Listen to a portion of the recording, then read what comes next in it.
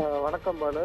அதாவது தமிழக மீனவர்களை இலங்கை கடற்படை தொடர்ச்சியாக சிறைபிடித்து வருகின்றது. அதேபோல் படகுகளையும் அரசுடைமையாக்கி வருகின்றது.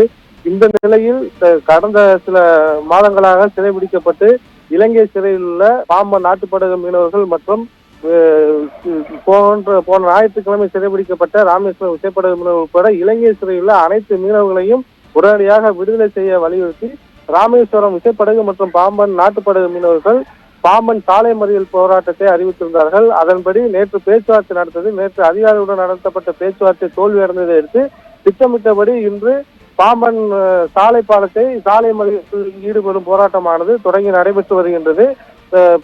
ராமேஸ்வரம் விசைப்படகு மீனவர்கள் அதேபோல் பாம்பன் நாட்டுப்படகு மீனவர்கள் இந்த போராட்டத்தில் ஈடுபட்டு வருகிறார்கள். இந்த இரண்டு விசைப்படகு மற்றும் நாட்டுப்படகு மீனவர்கள் போராட்டத்தால் அங்கு போலீசார் பாதுகாப்புக்கு குவிக்கப்பட்டிருந்தனர். இவர்கள் ஊர்வலமாக வந்து பாம்பன் சாலை பாலத்தில் அமர்ந்து முற்றுகையிட முயன்றதை அடுத்து போலீசார் அவர்களை தடுத்தனர். இதனால் இருவருக்கும் தள்ளுமுள்ளு ஏற்பட்டது.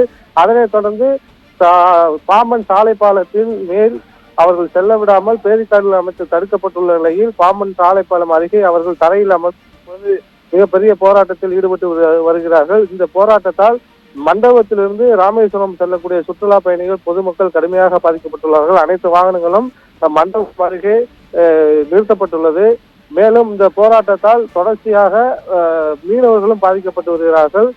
இலங்கை கடற்படையின் தொடர் கைது நடவடிக்கையால் மீனவருடைய வாழ்வாதாரம் கடுமையாக பாதிக்கப்பட்டுள்ளதாக ஏற்கனவே மீனவர்கள் குற்றம் சாட்டியிருக்கிறார்கள். இந்நிலையில் இலங்கையில் புதிதாக தேர்ந்தெடுக்கப்பட்ட அதிபருடன் இந்திய அரசு உடனடியாக பேச்சுவார்த்தை நடத்தி கைது செய்யப்பட்டுள்ள மீனவர்களை விடுதலை செய்ய வேண்டும். அதேபோல் சிறை தண்டனைக்கு உள்ளாக்கப்பட்டுள்ள மீனவர்களை விடுதலை செய்ய வேண்டும். சிறைபிடிக்கப்படக்கூடிய படகுகளை அரசுடைய ஆக்காமல் உடனடியாக படகுகளை விடுதலை செய்ய நடவடிக்கை எடுக்க வேண்டும் என்ற கோரிக்கையை அவர்கள் முன்னிறுத்தி வருகின்றார்கள். தொடர்ச்சியாக தற்பொழுது போராட்டமானது நடைபெற்று வருகின்றது. அடுத்த கட்ட நிகழ்வுகள் குறித்து இன்னும் சற்று நேரத்தில் மீனவர் சங்கம் சார்பில் அறிவிக்கப்பட உள்ளது. பானு, விவரங்களுக்கு நன்றி மகேஸ்வரன்.